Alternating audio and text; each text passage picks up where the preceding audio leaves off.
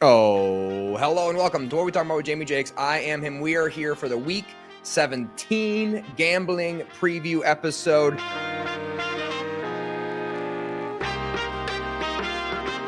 This is a solo episode today, but do not worry. This is still Idiot versus the Insider because James sent me his picks already. So if this is your first time joining us, every single week, James and I go up against each other. I've already become the victor, the ultimate champion of the season. I did have a bad week last week, one of my first bad weeks in a really long time. I had a 5-week winning streak with, I believe, over 70% hit rate against the spread and against the over-unders. No buy-in points, no sneaky minus 300 money lines there. So that's all legit. So you will have some down times every once in a while.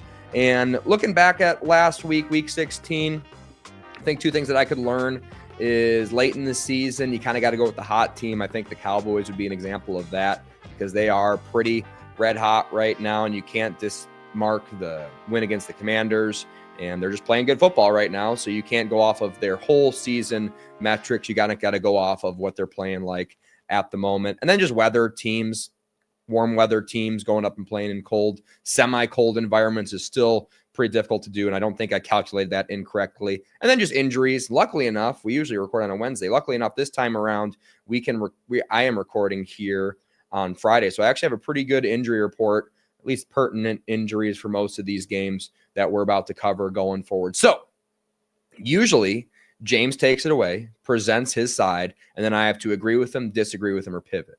This time he sent me a slate. He didn't tell me what he picked. Then he sent me an invisible ink message on iMessenger, where at the end of this episode, we will reveal it to myself and to everybody else who's watching, and we'll have to base that off of what we're going to make our lock of the week without having James's interjections. Good thing to note, the last time we did this solo style episode where it was just me, no James, I went 7-0. Okay, so is that good? I don't know. Maybe we'll do the same this week and turn it around. And I got to say, I love the slate that James has selected for me so far. All of these bets that I've made all season, by the way, force bets. I have not had a pass. Might change the rules for next year because James does make me bet some stupid games every once in a while that I wish I could pass. But for now on, for the rest of the season, we're going to be doing it this way through the playoffs, I believe. Going on to this week's game, starting with Saturday, we've got the Broncos at the Bengals. The Bengals are 3.5-point favorites. The over-under set to 50 points. Both teams do score a lot of points. The Bengals are 6th in points per game in the NFL, and the Broncos are 10th in points per game in the NFL. Between the two, if you average their average points per game, you get up to 52.4. So almost 52 and a half, which makes you wonder, why is this so relatively low? 2.5 points, it's a lot of points when we're in the NFL. Set to 50. There's a little bit of rain, not a lot of wind, and it's a warm game here predicted in Cincinnati, at least how we're sitting right now. So that doesn't really get me off 2.5 full points of advantage. Of course, you can say Broncos have an elite defense, which is true. They have one of the best defenses in the league, one of the top 4 best defenses in the league in terms of EPA per play as of right now since 2019. I believe it was Jets 2019 had a better defense, and then it would have been the Browns and the Ravens last year had a better defense in EPA per play. But when you have an elite defense, it tends to fade for whatever reason, whether it's like injuries or scheme or just players getting fatigued generally on defense. The elite defenses tend to fade towards the end of the year. And I think last year was a really, really good example of that, with the Browns giving up in their last few games 27 points, 17 points to the Bears, 22 points, 20 points to the Jets, and 31 points to end the season to the Bengals. Broncos are trending in that same direction. They, in their last few games, gave up 19 to the Raiders, gave up 32 to the Browns, gave up 13 to the Colts, and gave up 34 last week in a game we all watched to the Chargers.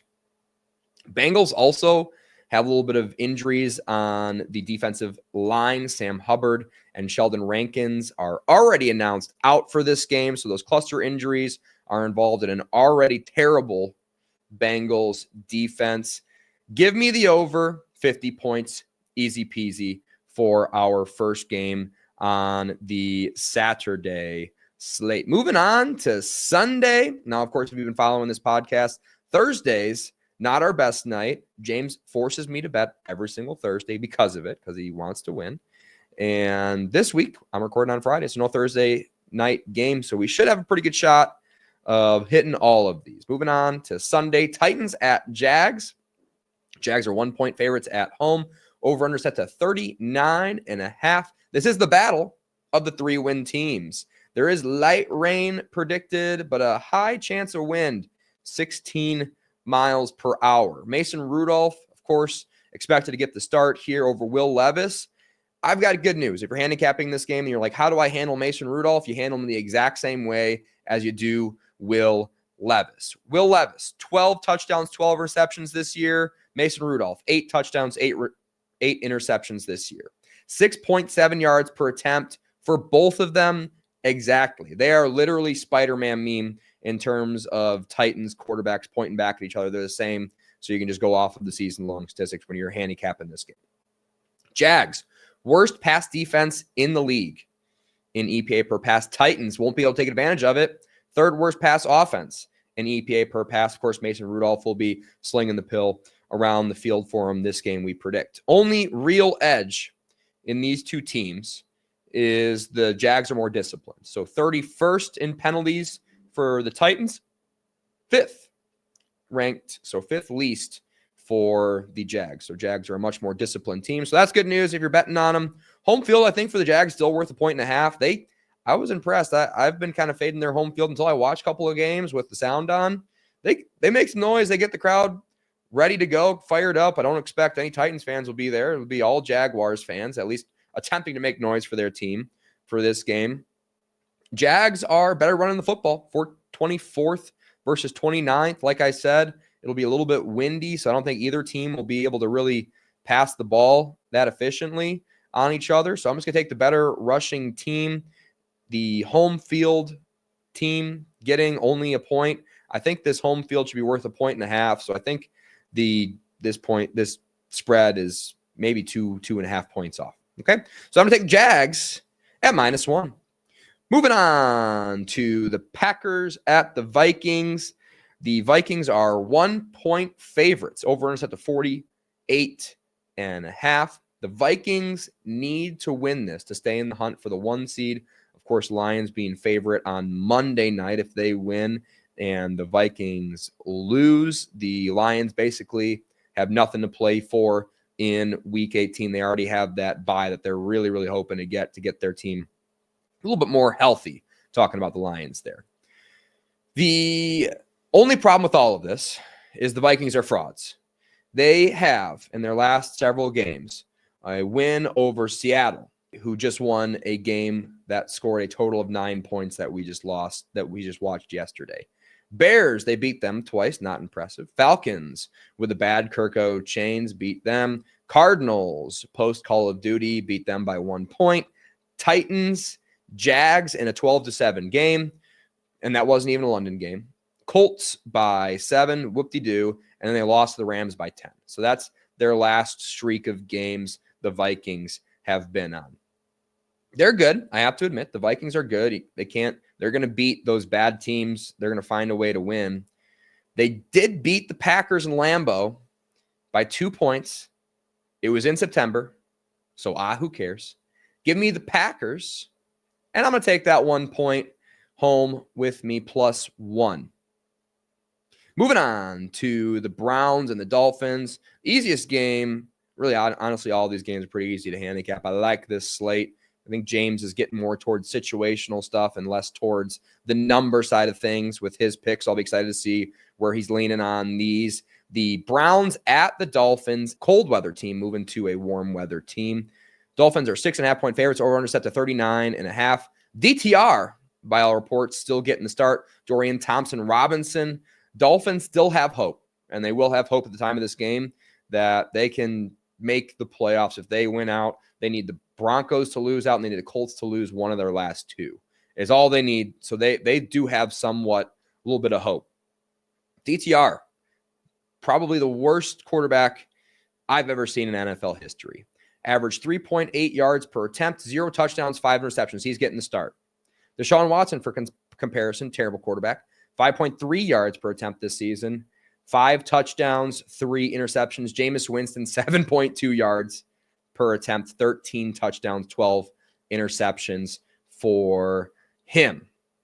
Browns are losing on purpose. They're tanking on purpose. The team knows it. Myles Garrett talking about, I'll come back next year, but only if we have a plan to win some damn football games. I'm not sticking around towards my, I'm not going to say later part of his career, but he's definitely on the back nine of his career. He's been in the NFL for a while, and he's looking for a Super Bowl. And if the Browns aren't going to try to win, I think he wants out, and he's been telling that to the reporters. Dolphins are going to win by 1 million. So I'll take Dolphins at -6.5. Easy peasy, lemon squeezy for that one. Moving on to Monday night. The Detroit Lions are going to be at the San Francisco 49ers. The Niners are getting 3.5 points at home. The over-under set to 50.5 points. Niners mathematically eliminated after last week's performance from the playoffs. Team leader taking the rest of the season off, Trent Williams on IR. Debo, ain't it? Doesn't look super motivated. Christian McCaffrey, of course, out. Lions injury report is clear coming off of last week outside of David Montgomery. Of course, that doesn't calculate in the IR situation for the Lions, but Sonic is playing his best ball in the NFL, really learning when to use his speed and when not to use his speed, and been great as a pass catcher. Jahmyr Gibbs, not even, I would even say a downgrade now that we have David Montgomery out for this one. 49ers, on the other hand, cluster injuries all over the place. We already talked about their left tackle. They also have both guards trending to be out for this one.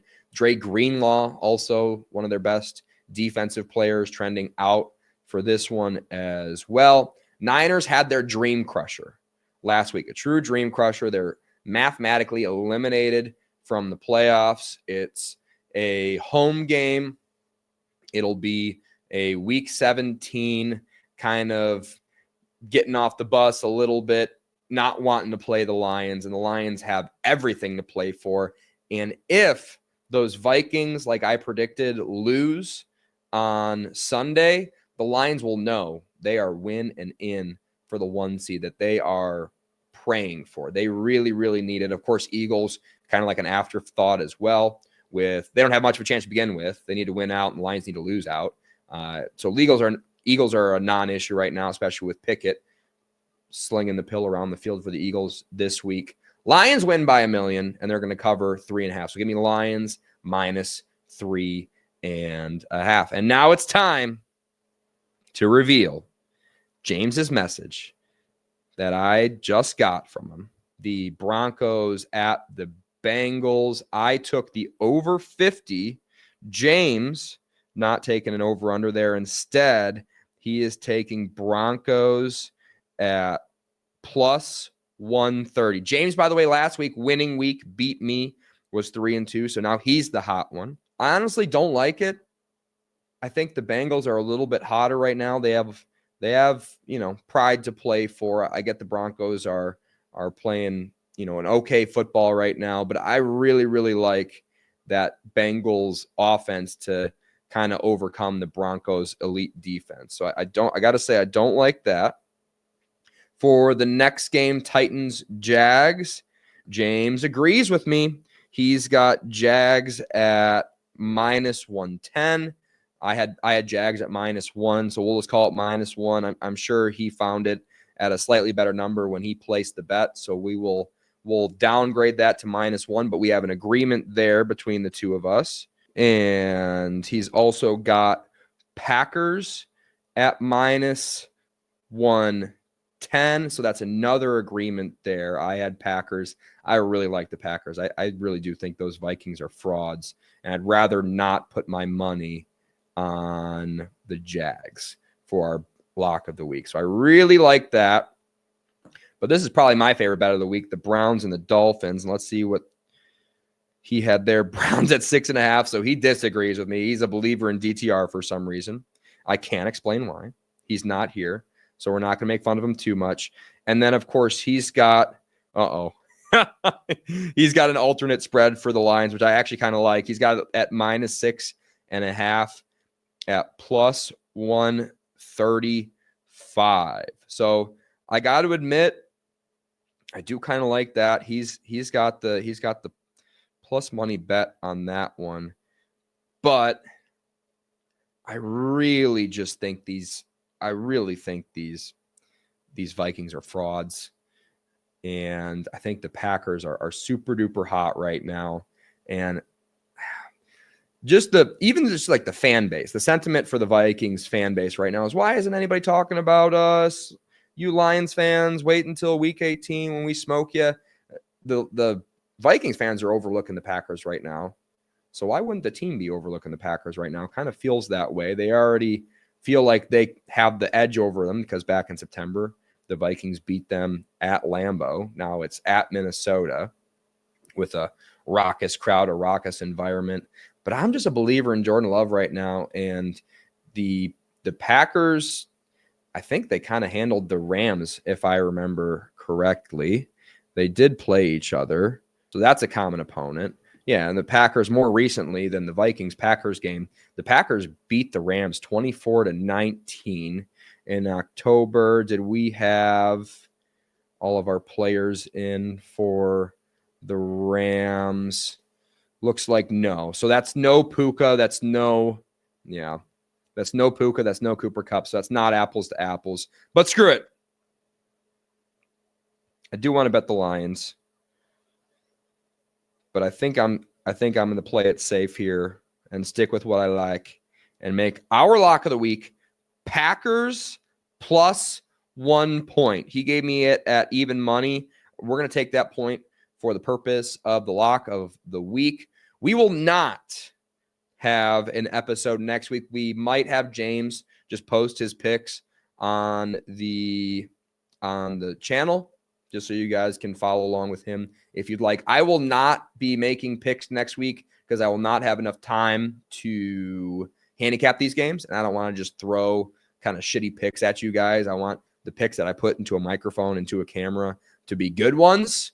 So I'm not going to make a recommendation for next week because I will be on my honeymoon in St. Lucia. Don't try and rob my house. My in-laws will be staying there, so don't bother them.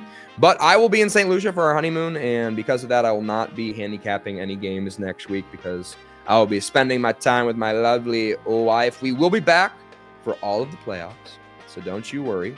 We will be back for live stream watch parties on Monday. We will be back for tomorrow, Saturday, for the Chargers-Patriots game, and then we'll be back on the 6th for Monday night football, and we're just going to keep this thing rolling right until the end of this season. Please subscribe.